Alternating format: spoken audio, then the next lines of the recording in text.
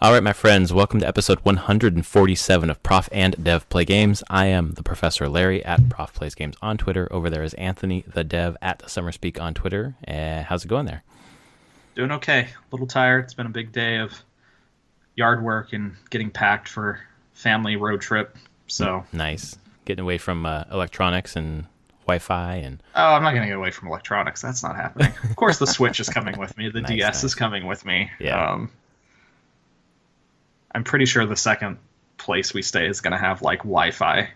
So that's going to be something. Nice.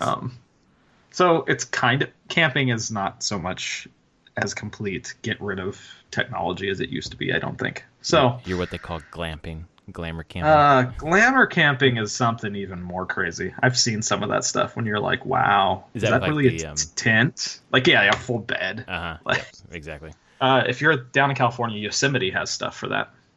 Like, you can get these, reserve these, like, they're not cabins. They're basically just kind of big rectangular A-frame tents Oh, yeah, I've seen that have, like, full beds in them, Right. dresser. Like, you're just like, It's like a hotel room. is this really camping? Are we really camping anymore? But look at the roof. It looks different. We're camping. It does. It's totally, you're outside. I mean, the only thing separating you from inside and outside is this, like, thin piece of fabric. It's camping, right? Right.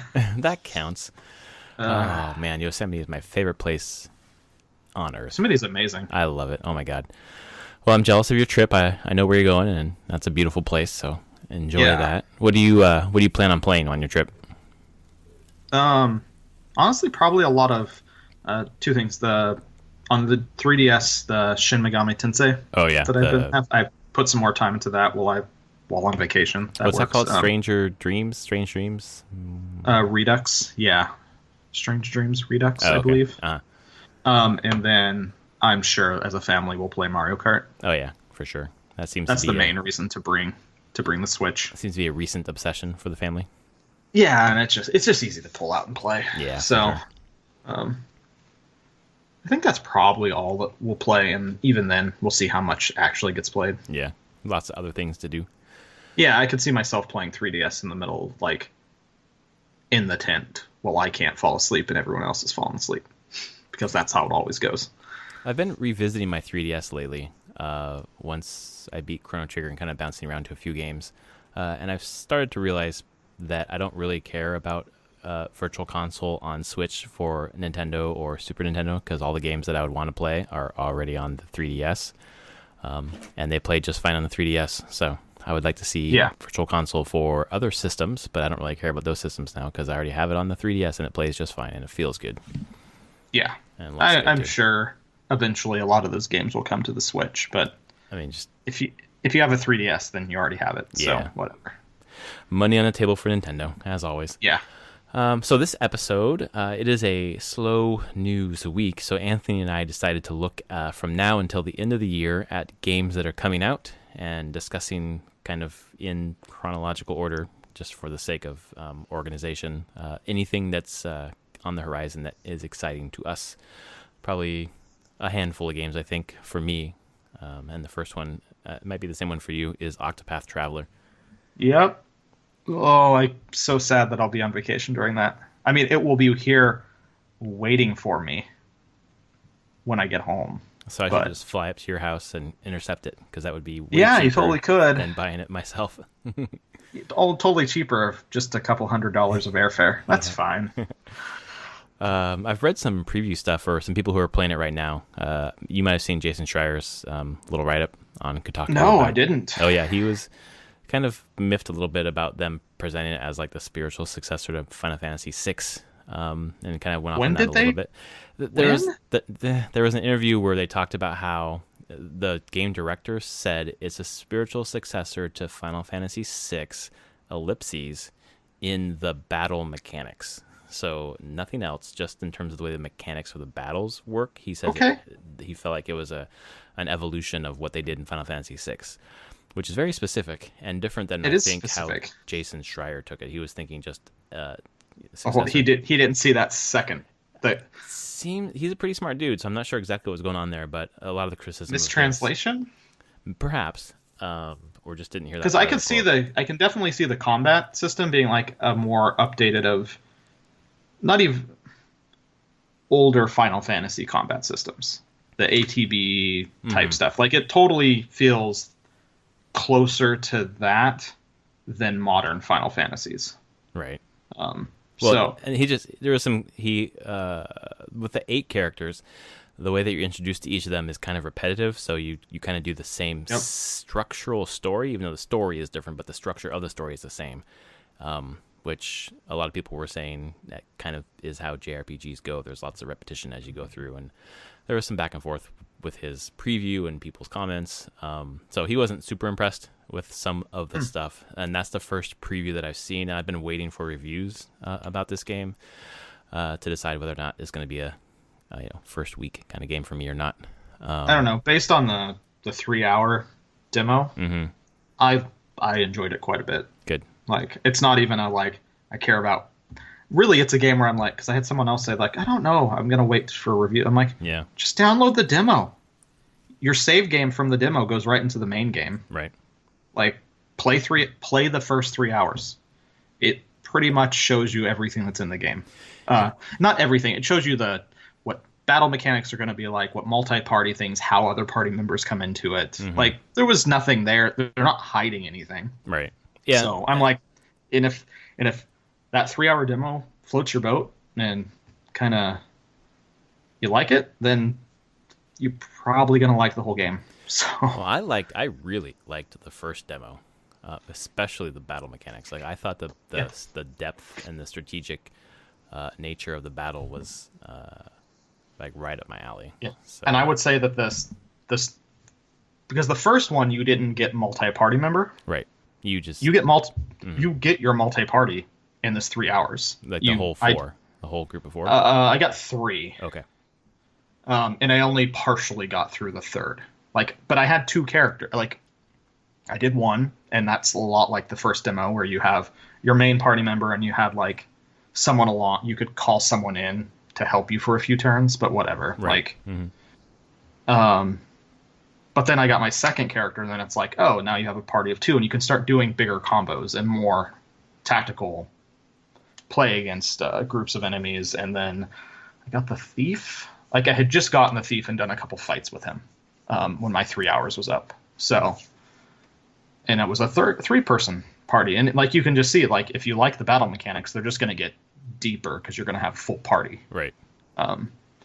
Yeah.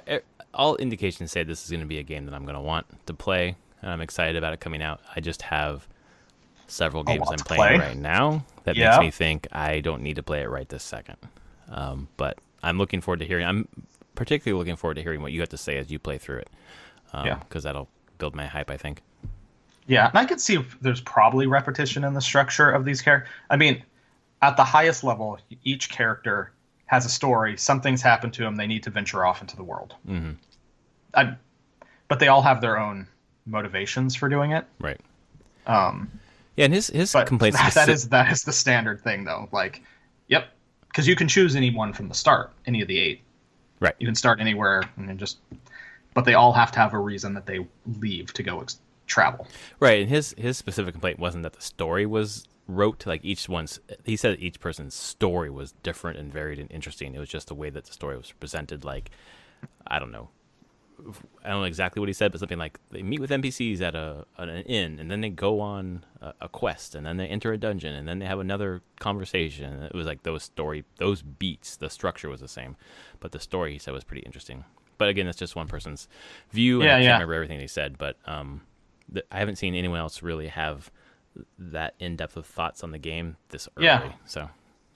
No, I totally missed this. I'm seeing it right now. Yeah, I didn't even see that he had put up any kind of preview. All right, I'll give it a read later to see what he's. It's not the longest thing. No, it's pretty short. Anything else from July that's caught your eye? I mean, when I've got everything by this point.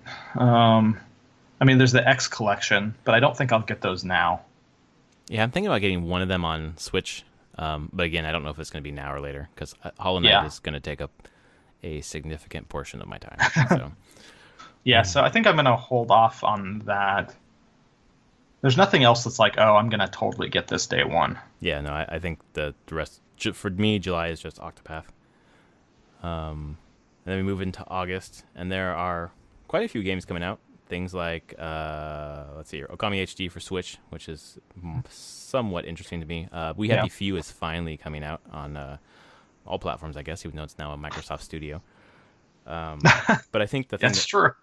well, and they said, Phil Spencer said during the E3 conference, or maybe in interviews afterwards, he's like, we don't want to take anything away from people. Like, they were making that for all platforms before we bought them, so they can put it out wherever they want. And then, obviously, their next game is probably going to be Microsoft only. Oh, of course. But for August, my game might be your game too. I think we're both looking at Divinity Original Sin 2, the console August 31st. Yeah, you got a whole month. We can sit through the month of August. Yeah, I think it's still one that's going to come down to I want to see what reviews are for the console version, especially how the port's been handled, right? Yeah, and how it plays on a console. But if it's decent, yeah, I think I would like to try that one co-op. Yeah, I'm looking very forward to that.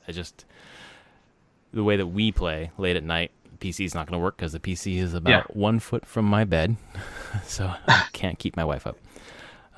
So the PS4 version might be the best if it plays well. And Divinity Original Sin, the original one, played just fine on PS4 for me. I played probably 5-6 hours of it. So hopefully they didn't mess too much with that. Yeah. They didn't try to reinvent anything, just kind of improve where they can, quality of life where they can. But too bad it's not on Switch. Oh, that'd be so perfect. But I can't see that game running on Switch. Yeah, exactly. But I can dream. Yeah. All right. What about September? Anything pop out to you? September, I'm actually curious about Dragon Quest 11. Okay.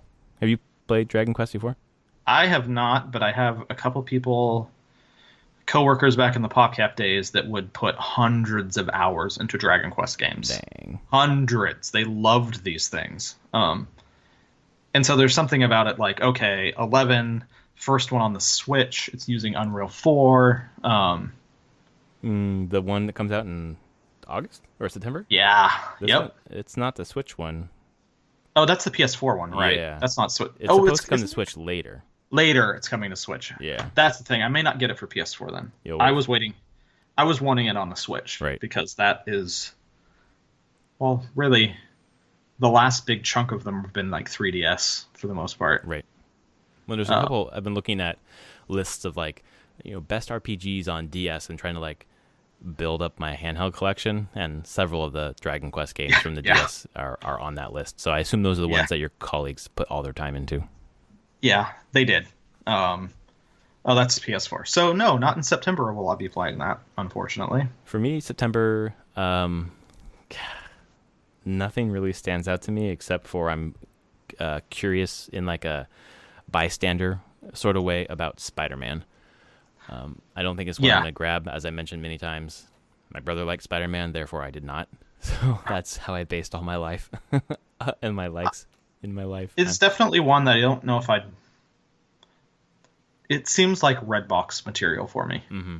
Like, I can't see myself being like, oh, I want to own this and I want to spend just hours upon hours digging into it and exploring, but it's one that I kind of want to play over like a weekend, maybe a little longer, and just beat it. Mm-hmm. But it's not one that I need to do now. No, we get to the game after that I really want to play, which is Valkyria Chronicles 4. And I assume that's going to be a Switch game for you? Yes. They had that at E3. I got to actually see it on Switch at E3. Oh, did you play it or just see it? No, I didn't want to wait in line to play it. But I was looking over someone's shoulder while they were playing. It looks great. It seemed like it played fine. And I assume you played the original Valkyria Chronicles. Yes. The one that got remastered recently. Yes. Mm-hmm. I have remastered on PC, I believe. Yeah, me too. I've played some of it on there, and I mean, I played it originally on the PS3. Right. So, I never got to play 2 and 3. And 3 never came out in the US, as far as I remember. Right. They skipped 3. We got Revolution or Revelation. Yeah, that weird one. Very strange. I don't know why it even had the title of Valkyria Chronicles. Right. But well, and people were worried they were never going to get a mainline one again, and here you go. Is it strategy? What kind of game is it? Okay. It is a turn-based strategy game set in like a fictitious World War II with some fantasy elements thrown in with fake countries. And And then, but the mechanics for battle are you have command points. You have a number of units on the field, and you spend a command point to take like direct control of that unit and that character, and using like from third person controls, move them around the battlefield. They have a stamina meter that depletes as you move them, and whenever you take shots, you actually look down the crosshairs and aim it yourself. So it's turn-based with a lot more direct control. That's cool. It's a fun system. I should put some time into the remaster. And you'll get your ass handed to you probably on the third mission because you'll do the wrong thing, and it's really punishing. Oh, excellent. So I'm looking forward to that. I would recommend being prepared for that and being like, oh, this mission is not freeform. You can't do anything you want. There's a very specific path you need to follow, or you die. Okay. Okay. Once you're through there, it gets a lot better. But there's definitely a point where you're like, seriously? Well, I'm excited about that game 4 just because of having a meaty story-based RPG on Switch. So hope I get the remaster and just check it out before that, because I would love to dig into something like that on the Switch. It seems like it was the first. first. Well. Valkyria Chronicles was the first game I ever got for my PS3. Oh, so was it the PS3 was a gift? Oh, okay. Well, it was a launch gift. Like, I had shipped the game, and everyone on the team got a gift. Oh, wow. And they got me a PS3. Nice. Which I got a game, went out and got Valkyria Chronicles for, and they announced the PS3 Slim 2 days later. Oh. So I had the receipt, so I took it back, I think, to Best Buy at that point, and basically pre-ordered. I had to wait a week. So I put in like, fine, take back the full size PS3. I want the Slim. Nice. So probably a good choice. The full size one was the one with the rounded top. Is that right? Yeah. And the one I have is still rounded top. It's just quite a bit smaller. Okay. They always have the rounded top. You're not setting anything on top of them. Yeah, that's the thing that's bothered me about it. And I guess I don't really set things in my console. You're anyways. not supposed to set things on top of it. Yeah, exactly. But just looking at it, it's like, wow, that's aesthetically very different than everything else. It looks like an airplane system. Wing. Yeah, it's very weird. But I still play the game, so whatever. So yeah, Valkyria Chronicles has a special place for me. So awesome. Well, I'm looking forward to hearing your report on the game.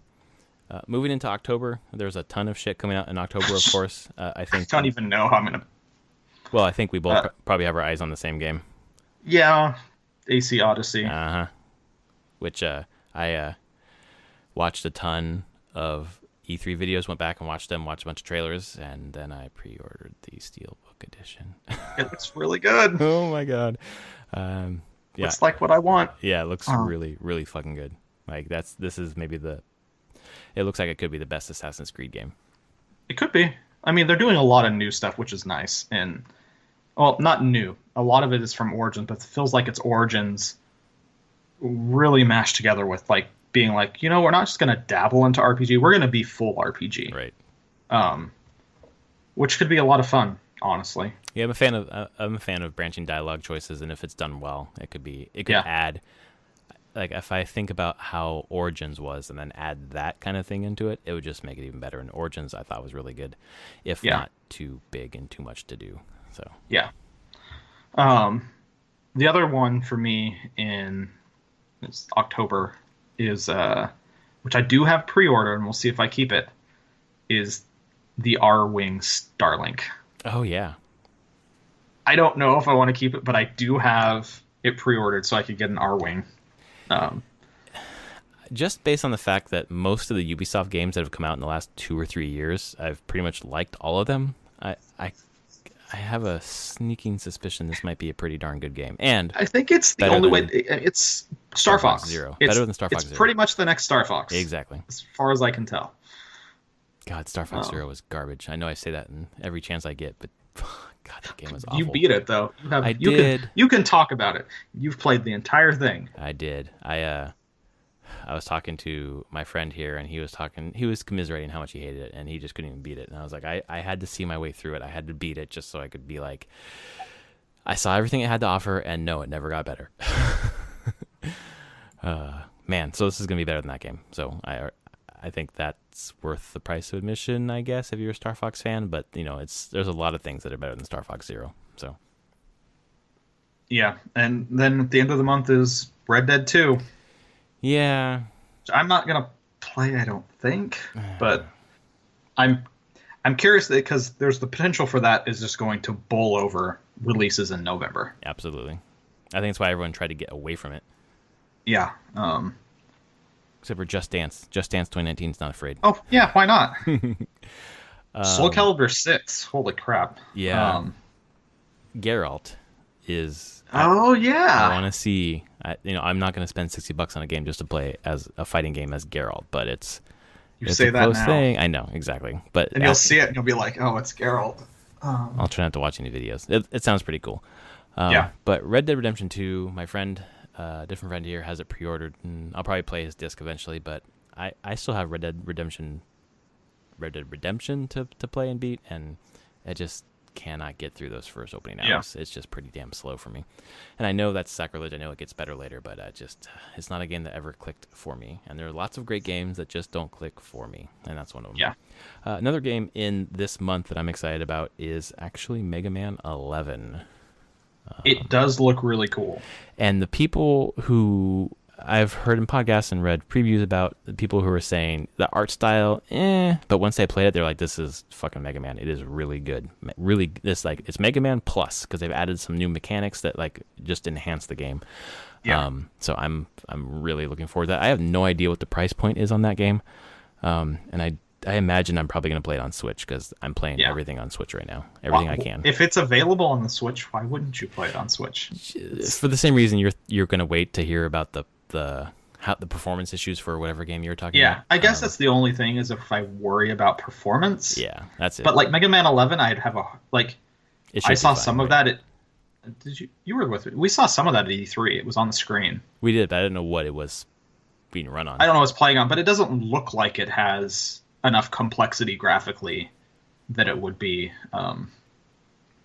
really pushing the Switch at all. No, I wouldn't think. Yeah.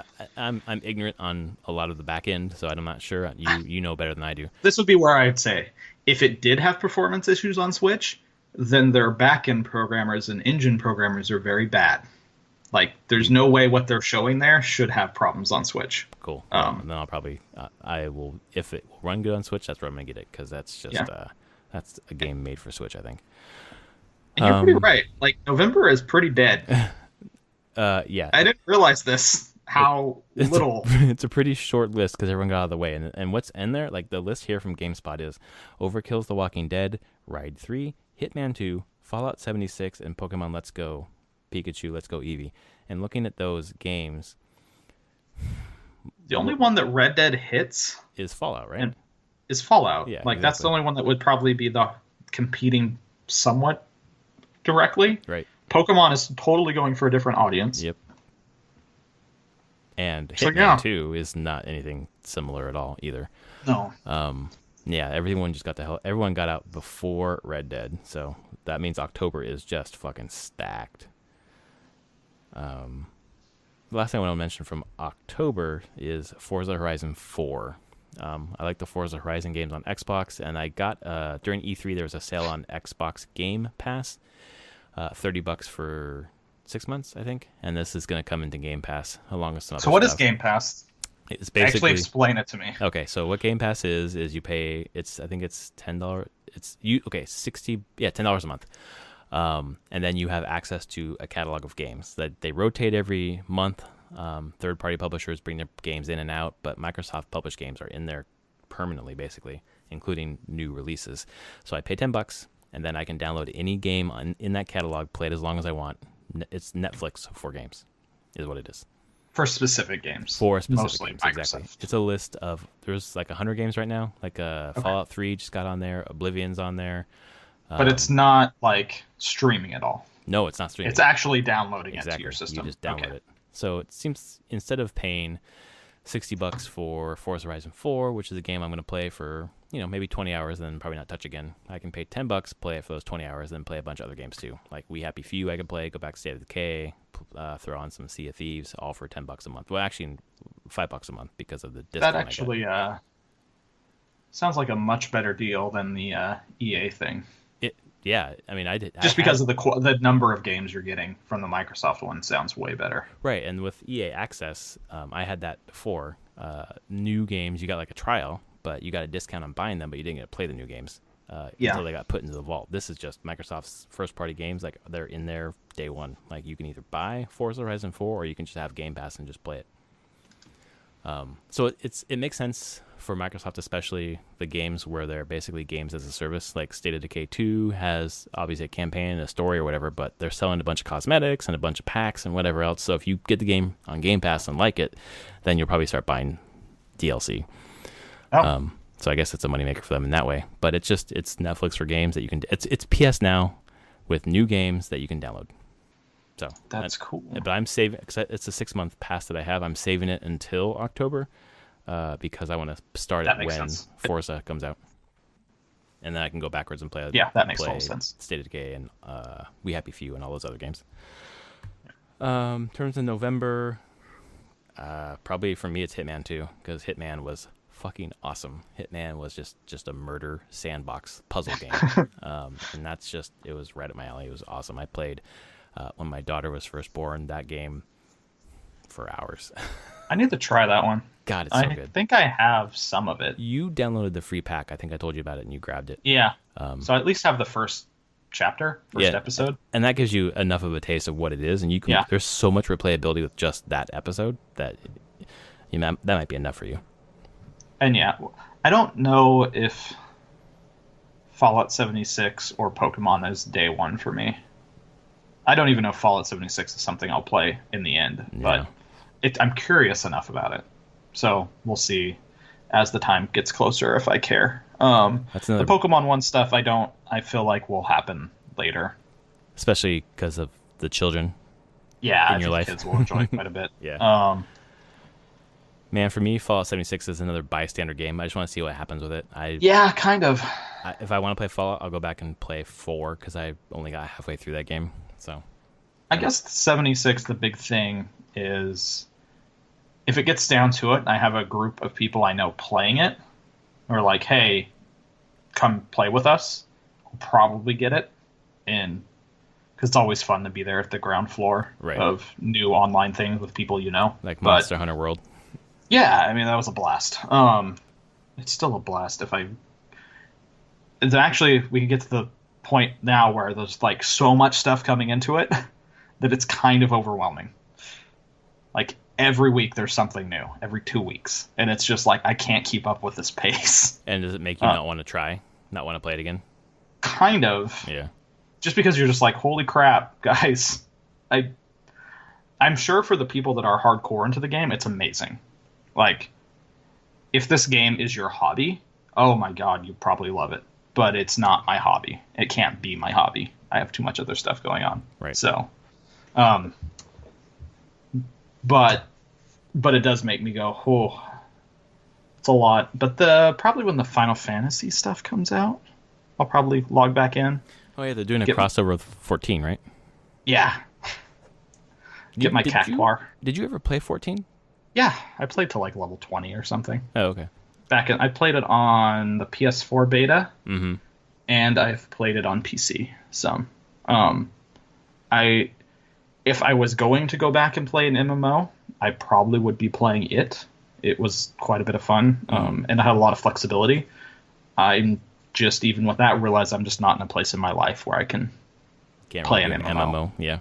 No, I'm out. I don't have a lot of people that play them anymore. Like, it's just totally again, MMOs are lifestyle games. Yeah. And my lifestyle doesn't support it. So yes, where it is. It's definitely a genre I never got into for that reason. Like when I first moved down here for the job, I started playing World of Warcraft, and I played it for like 3 months, and I was just like, this is such a time sink. There's no way that I have enough time to play this game. And like during that same period of time, I was playing quite a bit of Team Fortress 2, but that's something you can just hop in and hop out of. You don't have to worry about being at a certain time with a bunch of people doing a raid or there was so much. Like, even just playing with my mom, because that's who I was playing World of Warcraft with. It was like log on at a certain time, do certain things together, play for quite a while. It's like, well, I can't just like leave whenever I want. Nope. I could have obviously just say I'm leaving, bye, but it affects the things that you're doing. So Yeah, no, and really when I look back on my like 6 years of playing WoW, it was with a very specific group of people. Yeah. Like it mixed between the like game I'm playing, and it really limited the number of other games I played. Like I was playing WoW, that was the game I was playing, and then sometimes I'd play other games. it's basically a job. It kind of, but then it was playing with people I was working with, and groups of other developers, and it just weirdly fit that social interaction. Because most time we're on chat and we're talking and doing this whole thing. So it basically started filling in that, like, this is the social thing I do as well. Like, this is how I go mingle with my coworkers and acquaintances in the industry. Right. We So play WoW together and we raid. And yeah, exactly. yeah, it became a friend hangout, not just I'm playing a game. And that reinforced that 6 years. And then I had a kid and realized there's no way I can keep doing this. Yeah. Probably it would be similar to someone who had a kid and realized I can't go out to drink every night. Right. Like I can't go to a bar. I can't go to do these things on a regular basis. Right. So yeah, your life lifestyle changed. changes. Yep, and it's a lifestyle. Right. And my lifestyle does not support WoW. Right. Or MMOs. But more power to the folks who can still play those games, because I hear that Oh yeah. there's a new one coming out from my mom who keeps telling me about it and all the things. Oh yeah, there's a about new it. WoW expansion sometime next month. Sure. Something like that. I don't know. Yeah, it's real. I'm like whatever. Yeah. My mom was, I think I told you, was just through the roof when I got some of those WoW codes from Oh, trip I'm to sure. Blizzard, and she was just like, I didn't tell her what it was. I said, just enter this code, and she saw what it was. And she was like, oh my god, thank you, I love you. Like, I haven't heard you say, well, I haven't heard my mom say I love you to me in a long time. So there you go.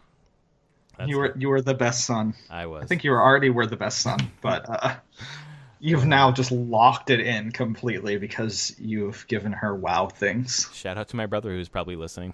Just kidding. And then we move into December. December has one game and one game only that I care about at this point, and it is Super Smash Bros. Ultimate. That is probably a day one buy for me, even though I feel like it's the Wii U game plus. Like it looks like it runs like it, but it's got obviously. Is that a bad thing though? No, it was great. It was well done. And having it on the go like that is. Yeah. I played more Smash for my 3DS than any other console, so. Having it on the go, looking that good, and having all the characters and all the stages, and probably a couple more new ones, and hopefully a single player experience. We'll see. Yeah, I can only hope that I expect that they've probably tweaked a lot of the characters as well, that they're not carbon copies. Yeah, well, if you look at the E3 thing, they ran through a ton of people they've changed. And yeah, they you did. Look at like the normal Link. There's no hookshot anymore. They've changed it to be more Breath of the Wild Link, so that's completely changed.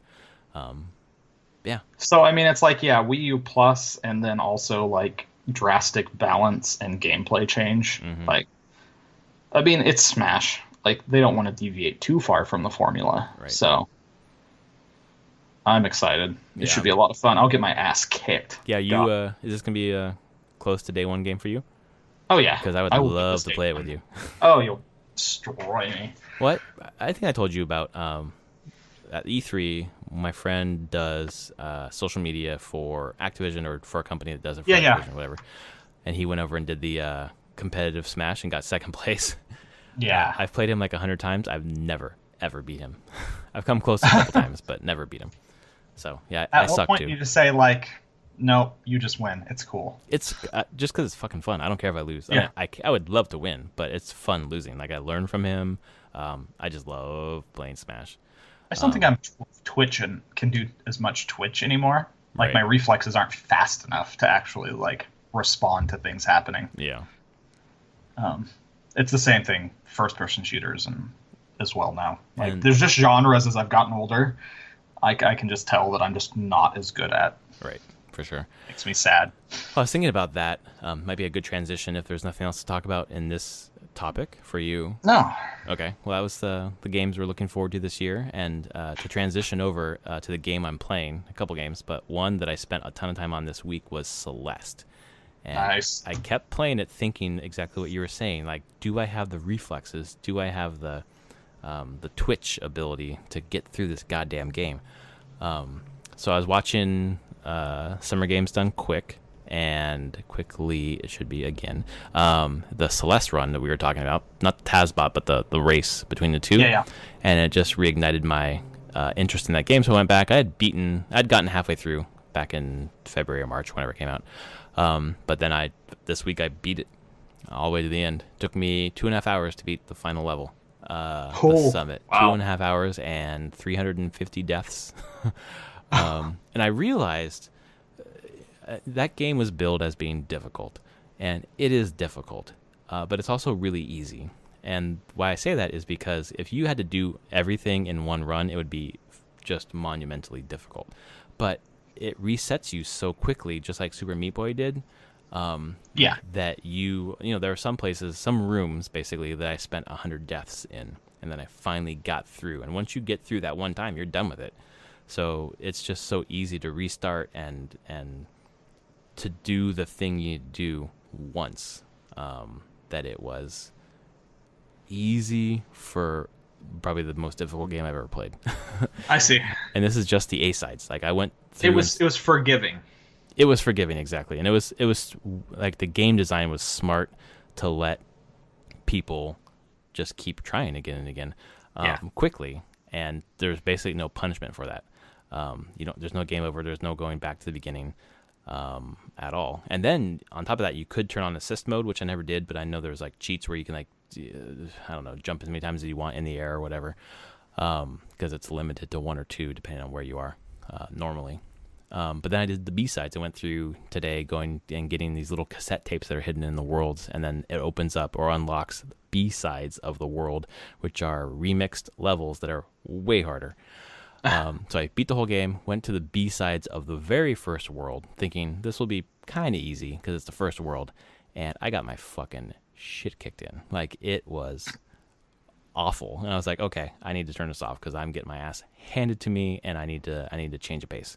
But that game, like, the story, like, you come for the mechanics, you come for the platforming, and the story was just awesome. It was basically a girl or a woman climbing a mountain, kind of dealing with her depression, anxiety, panic attacks, kind of things.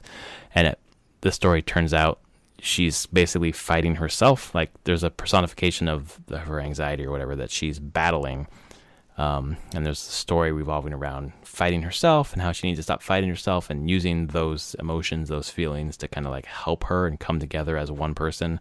And it's a lot of stuff that I've dealt with in the past, with anxiety, depression, panic attacks, things like that. And it just hit home. It was really, really well done. And it dovetailed with the mechanics of the game and what you were doing in the game so well, that it turned out this platformer as maybe one of the best stories of the year for me. Wow. Okay. So it's really good. And I'm looking forward to going back to more of the challenges. But I need to go and get more into Hollow Knight. So I finished Celeste, and then I immediately turned on Hollow Knight. And the second boss in the game is called Hornet, which you get a certain mechanic from to be able to traverse better in other areas. And it was, I think I fought it like 10 times, and I kept getting my ass kicked. So I'm like, okay, I'm going to go look at a YouTube video. I watched a YouTube video. It was like a 30-second video. It said, just look for these tells, and when these tells happen, avoid her and then attack. And I was like, so simple. Just needed someone to tell me how to do that, and I went in the first time, beat her ass. So it was just, realizing that as I was playing, I wasn't paying enough attention to the animations of the boss. Pay attention to the tells. Exactly. Like, everyone has told me that Hollow Knight is like Metroidvania meets Souls game, basically. Exactly. And right. Souls games are all like, the bosses are all about just reading the tells. Right. And memorizing, like, okay, if they do this tell, dodge this way or dodge back, like do something specific. Right. But that's all Soulsborne games is pattern recognition. Well, that's what this game, exactly right, Metroidvania plus Souls. And once I was told that, which I shouldn't have had to have been told that, I should have just known that. But everything clicked. And then there are, secrets to discover. Obviously, you can find like secret abilities, or you get these little badges that you can. I found a secret badge today that allows me to heal without being hurt, because you can hold a button down. So you attack enemies, you collect soul, you can cash in soul to heal yourself, but it takes you hold the button to heal yourself. It takes you like 5 seconds to get a health bar basically back. But this badge that I found today allows you to not take damage while you're healing, which is awesome. So little secrets like that throughout. But beyond abilities and badges, there are secret lore pieces. Like you just come across statues or ruins or dead animals or living NPCs that just feed you like, maybe 2 or 3 screens worth of story that is maybe esoteric, or maybe giving you enough information to get you intrigued without giving you too much that you know what's going on. Like there's a story, there's like a whole living world here that I'm just kind of understanding the edges of because of these pieces of the lore I'm picking up, and it's just like making me incessant about finding more, because I want to know more about this world. So it's the mechanics of the game, it's the upgrade system, which is fun, the Metroidvania Souls-like thing that's fun, but also just the story that they're kind of drip feeding you is really the thing that's keeping me coming back to this game a lot. I've put 5 hours into it now, which I think for some gamers is not a lot, but for me it is right now. Whenever you can squeak out only like probably an hour a night. Yeah. Pretty big. Yeah, exactly. So I can't recommend this fucking game enough if you're a fan of exactly what you said, Metroidvania or Dark Souls games. I'm so gonna get this game at some point. Man. When? I don't know. Yeah. Like, when can I fit this in with the fact that I'm like, oh, I'm on vacation, and I come back and I get Octopath, and Octopath is like a 60-hour game. So yeah, luckily this game will always be there, and it will never be above $15. So at some point it might go on sale or whatever. It's just it's a you game. I think you'd really like it. I'm sure I would. Yeah. So, but as we've always said, there's so many great games. There are so many great games to play right now. It's hard to choose. Yeah. So that's what I've been playing. So yeah, and then we talk about me, and well, I've been getting ready for this trip and kind of just crunching on getting some work stuff done. I wouldn't use crunch the right word. I wasn't crunching, but working very hard, focusing on getting some stuff done, and then taking evenings to usually just watch a movie right now, because I need to let my mind rest. But I did play a few things. I played. Weirdly enough, I was like, sure, my kids I want to play a game, and they're around, but let's play some Diablo 3. I haven't played that in a bit. With your kids Oh my around? god, it's so easy just to sit and play that game. Yeah, I don't care if they see Diablo, really. That's fun. There's nothing horrible. Well, there's I don't know. It's kind of abstract. All so cartoony. Yeah, exactly. But I started just a new season character, and that game is so good at just grabbing you and pulling you in. I'm like, just come out for the Switch, please. Man, wait till the fucking holidays, man. I know. And then I'm just it's done again. I'll put another 100+ hours into it, I'm sure. So I did a little bit of that, and that was fun. And the weird one though is I fired up Magic the Gathering Arena again, the beta that I'm in. Updated that, as they've been updating it with like the new sets coming out, and then changing formats that you can do on there. And you can do draft. That's fun. Oh my god. Like, I've done 2 and I've got my ass kicked, but whatever. As a person who can't get out to a game store, yeah, I would say MTG Arena is the real thing, especially now that it's doing drafts. And the drafts are interesting in the fact that it's not, you have to get together with 6-8 other people to do it. It is, you say, hey, I want to do this draft mode. You pay your either in-game currency or purchase currency. I bought like a $5 thing that got me, it was like a welcome pack. It gave me a bunch of the latest set and a bunch of gems and some other things. So sure, do that. I spent some gems on playing in this, playing drafts, and you don't draft against real humans. Is it just computer? Yeah, you get as much time in the world as you want to look at your pack. It's 14. Like when you open your pack, 14 cards get presented to you. Which one you want? Take one, you get presented with 13, 12, 11, Right. 10, taking one each time. But you are drafting against AIs. But then once you're done, you get your cards, you build a deck out of it, and then it's presented in a way like this was quick draft, so they were single match games, and it ended whenever you either win 7 or lose 3. And you can play it anytime you want. Like, I played it over a couple nights. Mm-hmm. Just as like, I'll play a game now. It's cool. Oh, that's cool. So you could start it, but then not to finish it. Yeah. In that same You sitting. can even be in the middle of the drafting and just pause. Oh man, that's awesome. Put it out on amazing. Switch. Oh, it's amazing Oh my for God. for a person that's jumping back and forth between things. Yeah. Like this is magic for the lifestyle that I live now. Well, that was my favorite part of Magic, is just going out on Friday nights and just drafting and just getting my ass kicked by having a ton of fun. And you get to keep all these cards. They go to your collection.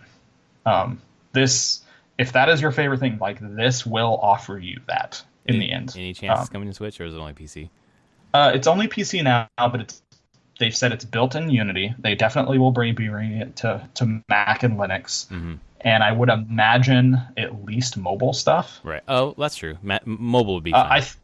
I think it will likely come to iPad, Awesome. iPhone at some That's point. good Like enough, then. it's in closed beta still, but with non-NDA'd closed beta.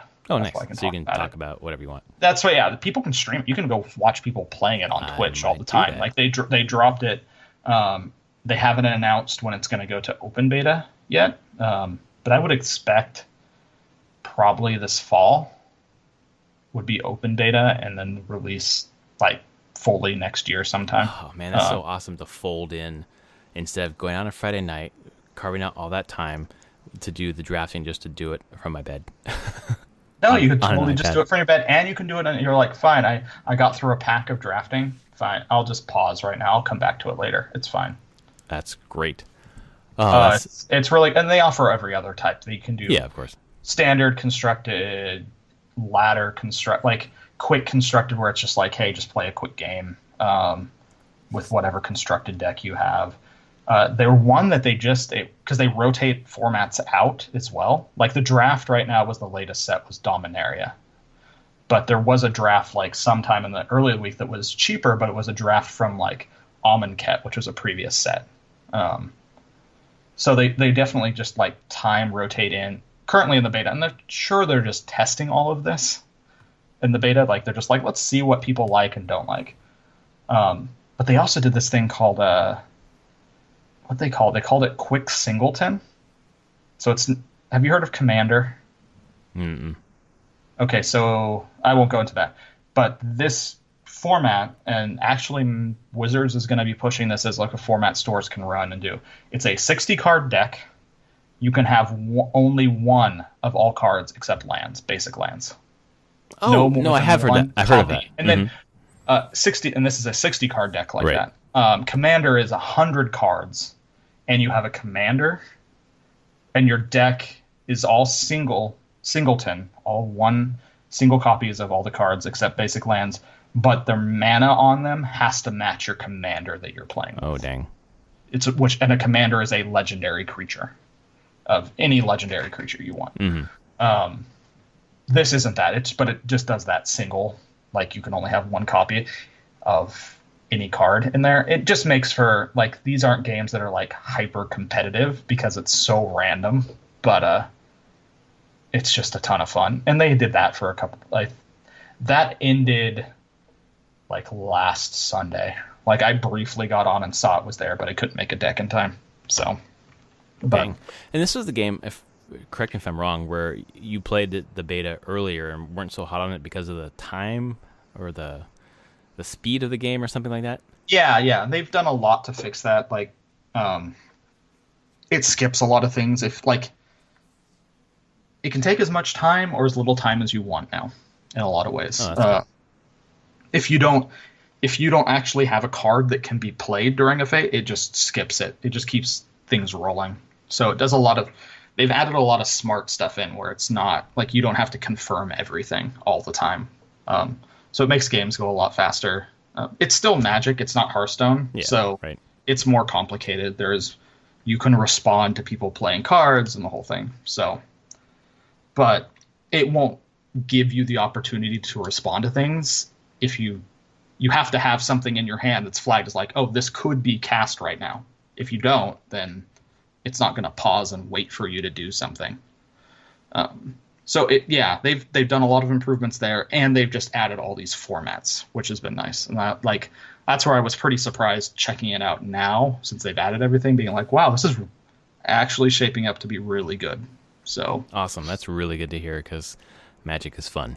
So Magic is fun, and I feel like this is perfectly situated to be like, all right, Hearthstone is a much simpler game than Magic.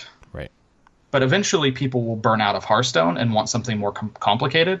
And this is positioning itself to be like that thing that people just like, they get out of Hearthstone, they go into Magic. It's the same way in the paper where people have played Pokemon and Yu-Gi-Oh! And then are like, man, I want something deeper as kids grow up. And they're like, well, Magic is the next thing, the natural thing that you progress to. Right. Awesome. I think that's what Wizards is doing for the digital space as well.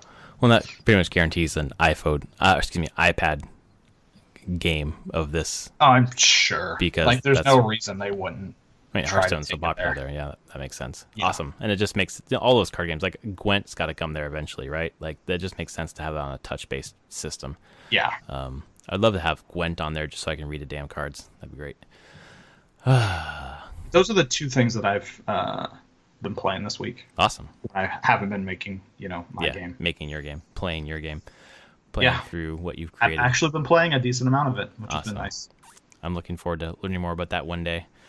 I'll beg you for an NDA so I can learn more about it, because it sounds, from what I've heard so far, pretty good. Pineapple, I think you said. That sounds pretty good. And what other fruit did you say? I don't know much about it. Let's say see if I can give you an NDA in about a month. That sounds good. I think we'll be in a good place, and I'll be like, all right, let's get some external players. Cool, so I can learn more than just pineapple. Great. Yeah, exactly. Or is it papaya? Yes. Might be papaya. That's nice. Papaya, pineapple. Fruit is on the mind for me because my daughter, that's her favorite fruit. So nice. Yeah. Good choice. Good choice. Yes, she is definitely a good eater, which is nice, and she's eating a lot of good stuff. So that was episode 147 of Prof and Dev Play Games. He's at Summerspeak. I'm at Prof Plays Games, and we're going to go and play some more games, and we'll see you next week. Yeah. Take care, everyone. All right, see you, folks.